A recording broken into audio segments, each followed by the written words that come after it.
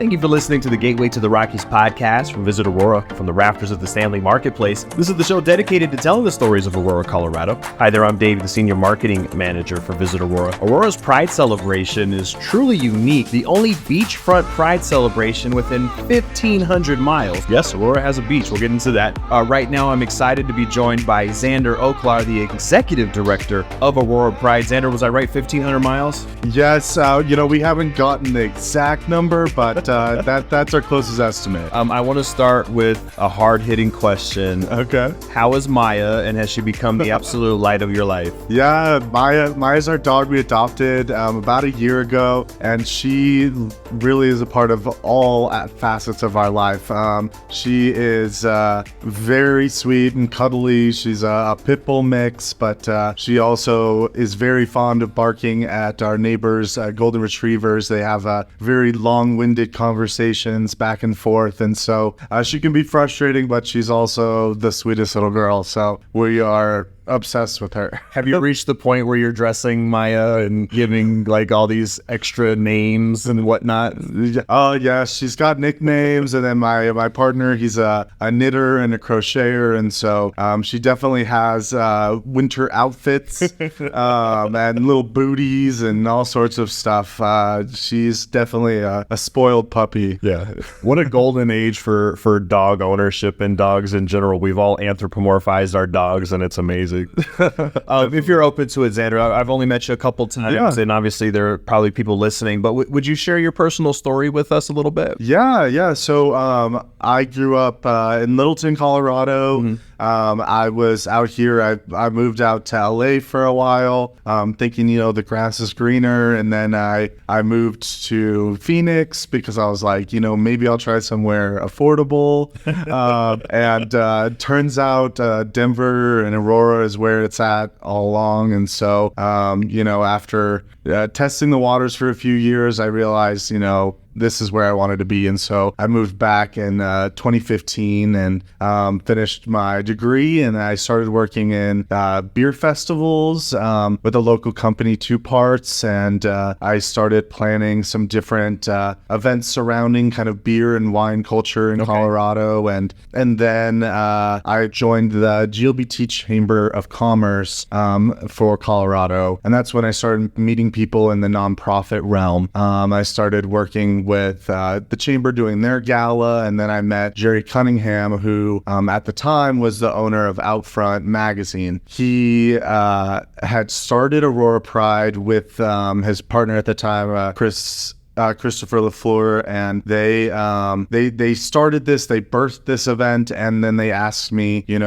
in 3 months we have Aurora Pride, and our event director had to drop out, and so is there any way you can take over? And so I said, sure. I had never done anything specifically like that, like a Pride event, but I jumped right in and had 3 months of chaos before the first Aurora Pride I produced. But you already kind of had a built-in acumen on how to make an event pop and make it memorable and fun, so It probably wasn't that difficult of a transition, I imagine, or was it? There was definitely a lot of differences and a lot of similarities, learning how to, run it from kind of like the nonprofit side, and how to, go about working with the city a lot more than I was used to, was a big change for me. But on the same hand, I took my ideas of, marketing beer festivals, and I just brought that to Pride, and after that first 3 months, and after we'd done our first Aurora Pride, I just said, this is great doing it at the municipal center, but we need to do something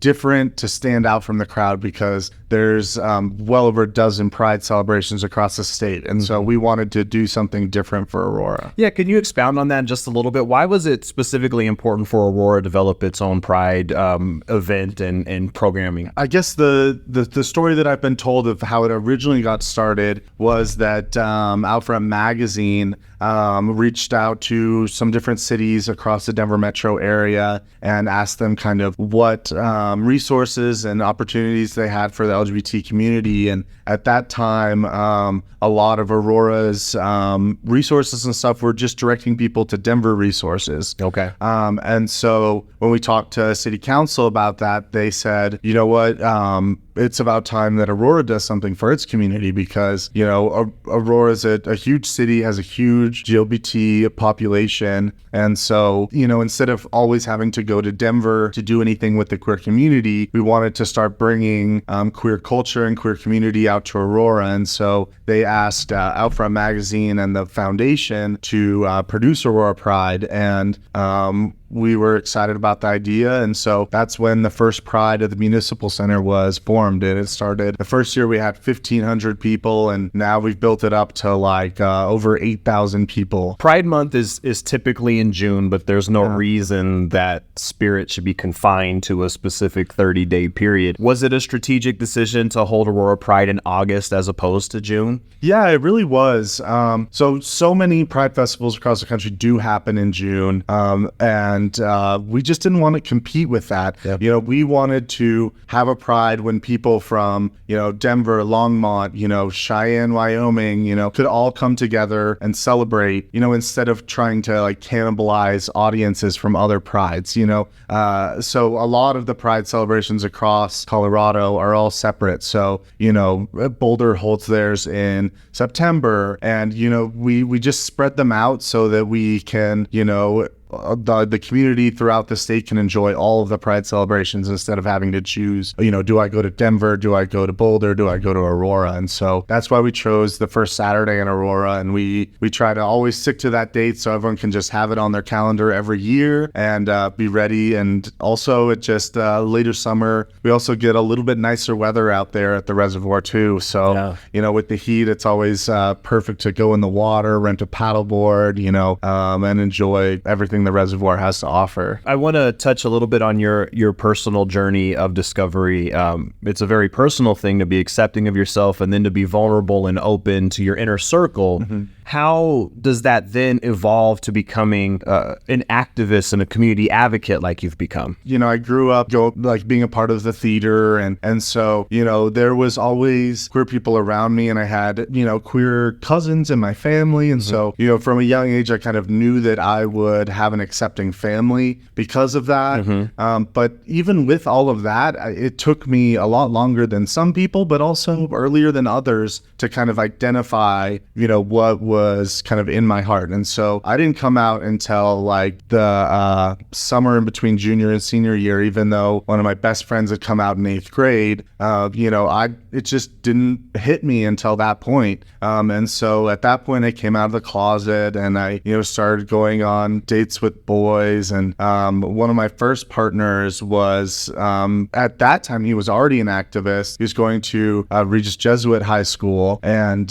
he had just experienced a lot of kickback from the school at that time for being queer, and he was a filmmaker, and so he was definitely poking buttons, trying to get a GCA or GSA started, a Gay Straight Alliance at the school, and then he wasn't allowed to go to prom with me at his school. And so at that time we were protesting, and we had nuns and priests from accepting and affirming churches out there protesting with us. And so that was kind of my first taste of kind of standing up and defending the queer community. And luckily I went to a public school, and so my partner was able to come with me to my prom. But that's kind of where it all got started. And then getting into college, getting involved with the queer groups within my school really helped with that. But then I graduated.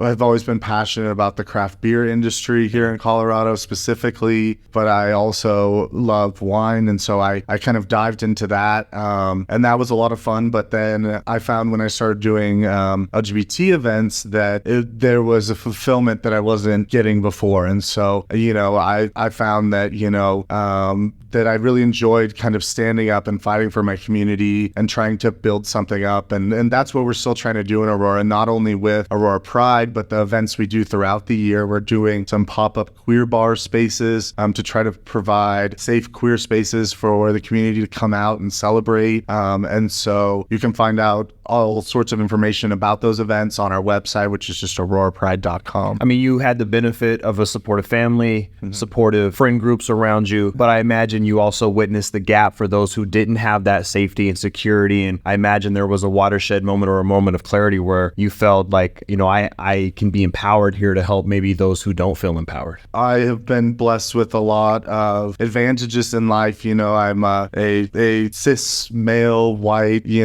person. And just because of that, I have a lot of advantages in life. And also just coming from a very accepting background, even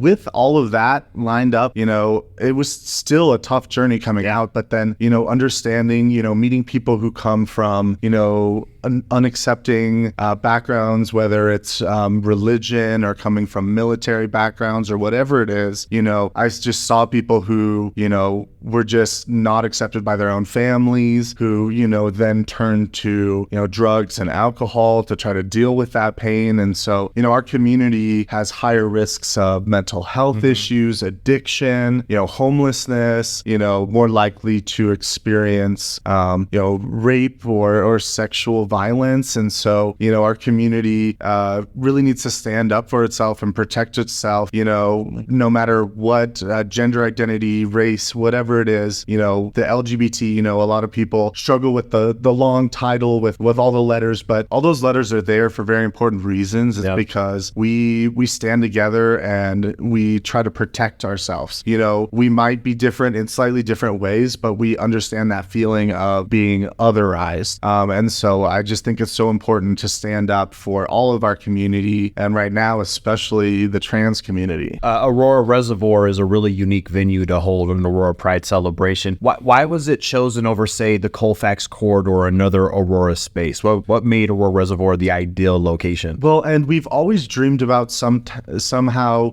involving the Colfax Business District as well. The dream is maybe to have a parade on the Sunday following Aurora Pride over there. But basically what we wanted to do is have a venue that was completely unique. Throughout the state, there are Pride events that are held in downtown corridors or municipal areas and stuff. And so, what we wanted to do is, instead of showcase, the more concrete and urban areas, we wanted to showcase something that, showcase the beauty and the nature within Aurora. And we also just recognize that so few people know about Aurora Reservoir. Yeah. Like, we'll tell people it's at the reservoir and they're like, there's a reservoir? Right. Like, you mean Cherry Creek? Like, no, I don't mean Cherry Creek is amazing, but Aurora Reservoir is absolutely stunning. And, if you've ever been to that beachfront area, that gorgeous white sand beach with those big, beautiful, almost Cape Cod inspired buildings all along it and the pavilions, we said, when we want to take pictures and show the world, the queer community in Aurora, we want to showcase this beauty. And so that's why we were drawn there. And also, it's toasty that time of year. Yes. So the ability to just jump in the water and, to rent paddle boards and kayaks was just so appealing to us. Colorado is all about our nature. And so if we can kind of combine nature with the queer celebrations, we thought that was ideal. From the outside looking in, it's probably easy to reduce an event like Aurora Pride to just a beach party. It's so much more than that, though. It's an opportunity to really have a sense of community, to show the safety, love, and acceptance of that community. And most importantly, to help support those most vulnerable through access to resources, scholarships, and all those things. The beach is a great, cool venue, but the event means so much more, doesn't it? Yeah, it really does. What it allows us to do, first and foremost, is provide a safe space to gather and for these queer people to just be themselves. So many people in the queer community have to kind of hide their identity through day-to-day life when they're at work, when they're at church, whatever it is, they're, hiding. And, that's not the case for everyone. Some people are able to live their full life every day. And, we're so thankful for those people who are just bringing visibility to our community. But some people have to hide. And so, bringing them to a space where they know they're going to be safe. We have security. We ensure that this is a place where everyone can express themselves however they want, of course, in a family-friendly manner. It's a safe space where people can come and just let loose and be themselves for a day. But then on top of that, we pride ourselves in connecting the community with job opportunities, mental health support, STD testing, information about homelessness and the resources they have to get out of that situation, talking about drugs addiction, offering Narcan and fentanyl testing strips. Yeah. All of those things are super important to us. We provide monkeypox vaccines as well as COVID vaccines. We are just making sure that everyone has access to all these resources that they might not normally see on a day-to-day basis. And so we try to bring all those groups together and put it all in one place so that the community can take advantage of all these resources. And so that's something that's super important for this community. You've touched on this a little bit. Other Pride celebrations in the area do a really good job, but Aurora is a particularly unique community. It's the most diverse in the state. We're home to the largest immigrant population, dozens of languages spoken here, frankly, the hub for a lot of marginalized communities. And the need to amplify safety and inclusion is particularly important here. Talk about your connection to the community and about how those dynamics play into your work with Aurora Pride. Yeah, we are so proud of the mix of peoples, cultures, religions, food that we have in Aurora. We are so proud. Yeah. That we are different, we're unique, we're beautiful because of all these differences. And so we really try to showcase that at Aurora Pride. And something that Aurora Pride's done over the last few years is really focus on supporting Aurora businesses. We have so many amazing businesses within the city of Aurora that, we used to work with big domestic beer partners. And now we've decided, we're only going to serve Aurora beer at Aurora Pride. And so everything, all the alcohol at our bar comes from our partners at Dry Dock, who've been amazing supporters of Aurora Pride since the beginning. And so we continually work with them as well as all of the other local businesses we connect with. We have Aurora-based food. We try to represent as many of our cultures and food cultures as we can with our food trucks, as well as our performers. We really try to highlight all the amazing performers that we have here in our city. And so, we've been so proud of being able to, maybe turn away some of that big corporate money and just focus on, showcasing Aurora and everything it has to offer. What I love about that is you have the LGBTQ plus community reaching out to the local community in regards to businesses and whatnot. But it speaks to the idea that community, the LGBTQ plus community, is not separate from the overall community. We're all connected. It's connective tissue, and we're connected to the businesses. And that's kind of the spirit of what all this should be. Yeah. It's not, Aurora Pride is not going to their community to see their thing. It is, this is a part of our community and a valuable part that needs to be celebrated and also deserves access to safety and resources. For sure. Yeah. We are everywhere. It would surprise you how many people in your life are a part of this community, whether they are themselves LGBTQ or if they're an ally, if they have a brother, a sister, or a parent that is a part of the community. And so, we're integral to just Aurora in general, and so, being able to let those people celebrate themselves and really showcase everything that the community does within our wider Aurora community is really amazing. And just bringing those people together, if you go and you show up on that beach, you'll just see the joy, the happiness that is there. And we just want to showcase that all year round. You've done events for years, and I imagine it's stressful, but also incredibly fulfilling. Are you able during the event to just enjoy it as a participant at all? Like, can you grab a beer, jump in the water, and just have fun? Or are you burning through walkie-talkie batteries and putting out fires for 8 hours? I love what I do. it is stressful, but, part of who I am is that I kind of thrive on these high stress, high energy situations. So, maybe I'm not jumping in the water, I'm always carrying my backpack full of gear, and, I have my radio on and stuff the whole time. And so, I usually have one beer, but it's usually right at the end of the event, once I can kind of just take a sigh and just, realize that, okay, we did it. And, but, throughout the whole event, I'm always seeing people, that are friends, that are coworkers, it's ridiculous how many people I've met across Aurora, from all sorts of different backgrounds. And so everywhere I'm walking throughout Pride, I'm seeing people I know. And so I'm spending a lot of time, socializing, but at the same time, making sure the beer gets to the right bars, and making sure that, our front entrance is running smoothly, and that the volunteers are getting where they need to go, and the staff aren't just, sitting on their, carts in the corner, checking their phones. And so there's just always something to do throughout the event. And so I'm running around like crazy, and the day before and the day after, I'm running around like crazy. And, I'm there at the reservoir like 4:30 in the morning, I bet, just starting to load things in. And so, I don't really get to truly relax until, a week after Pride, when I go up into the mountains and I recoup for a week. What are some of the highlights of this year's events, things that you're excited about? Well, we're really excited because we have set up the stage in a new location. Okay. And we think it's going to be a great spot. It's going to be surrounded by food trucks with a great natural grass amphitheater behind it. And so you're going to be staring at the stage, looking at the reservoir behind you. It's going to be gorgeous.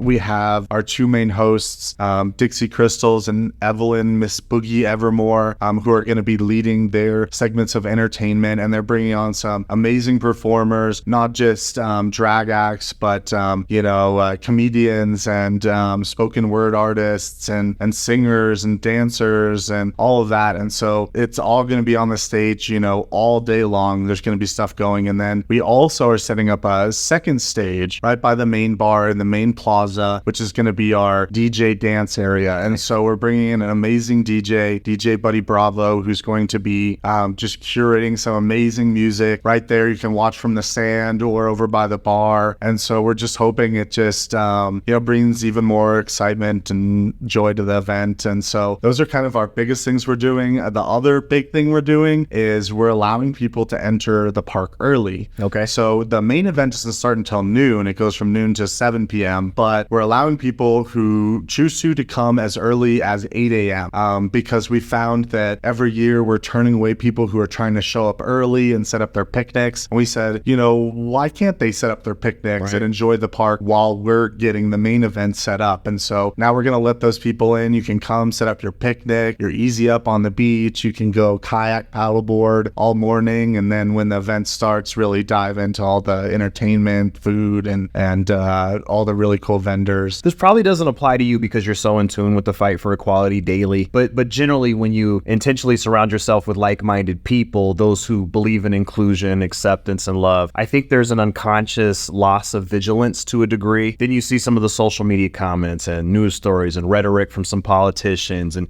you see there are still people out there that promote hatred and violence and vitriol. We have made some progress as a society overall, but there's still a long way to go, isn't there? There really is. And yeah, like when you're here in Aurora, you just feel like a lot of love around you, and you just kind of forget that, even here in Aurora, there's hate going around. And so, even though there's so many amazing people, it's just important to think about, all those people who don't want us to succeed, who think that, us living our lives the way we want to is, a crime or a sin, and which is, those are the same people who are fighting for, less government and less control over people's life, but they want to control the way we live our life. And so, it's really important to stay vigilant.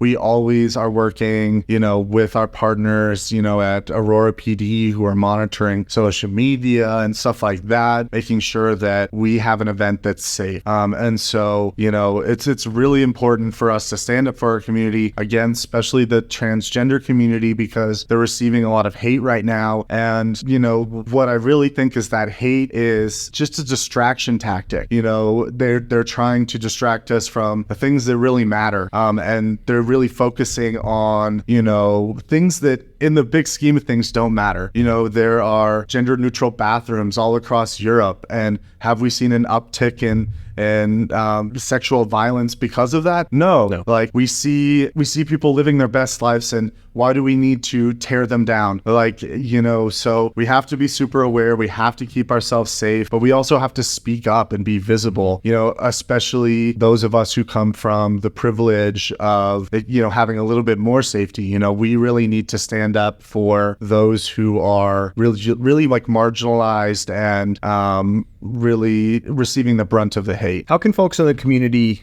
get involved in supporting Aurora Pride's mission? You know, if you want to get involved and volunteer and be a part of the organization, we're a nonprofit organization that works mostly off of volunteer work. And so if you want to be a part of that, you can go to aurorapride.com and there's a volunteer tab. You can add your name to that list and you'll get emails whenever there's opportunities to be involved. But on top of that, you know, there's a bunch of great nonprofits in the state. They're doing some really great work. You can donate to them. You can donate to us, which goes to our scholarship fund for LGBT students from Aurora. And you can come to Pride. You can show your support. And also just throughout the year, just whenever you see people being treated unfairly, you know, step in and say something. You know, it's so important for our allies as well as our community to stand up and be that layer of protection. You know, Aurora has so many great people that, you know, we want to show our friends and family that are part of the community that we'll support them. We've got their backs and they're safe here in Aurora. Just a couple more questions for you here. Looking into your crystal ball, how would you like to see Aurora Pride evolve going forward? There's a lot of dreams. The dreams are to build up Aurora Pride. You know, the first steps are, you know, going from like quarterly queer pop-up events to monthly events, maybe bi-monthly events throughout the city so that people in North Aurora and South Aurora and everywhere in between have access. But then that builds up to, you know, building the event at the reservoir larger, having more capacity, and then eventually, you know, having our parade and the Colfax Business District down there, and then eventually even having our own LGBTQIA center here in Aurora where people can physically go, you know, get all the resources they need, resources for the trans community, for families who have kids coming out of the closet, you know, learning how to best support their children, you know, all these things that, you know, you might normally have to go to the city of Denver to get at the center. We want to have that here in Aurora so that every LGBTQ person in the city has direct access to it, you know, in their own city. What message would you like to share with LGBTQ plus individuals, particularly young people who may be struggling with acceptance or identity? The path to loving yourself is a long struggle, and some people have it easier. Some people, you know, have more challenges to overcome. And the reality is, you know, you just have to learn to love yourself. And if you're having sources in your life telling you to not live your best life, not to accept yourself, you need to either learn how to educate them or separate yourself. You know, if you're worried about, you know, religion, there are open and affirming churches who love, accept queer people throughout Aurora.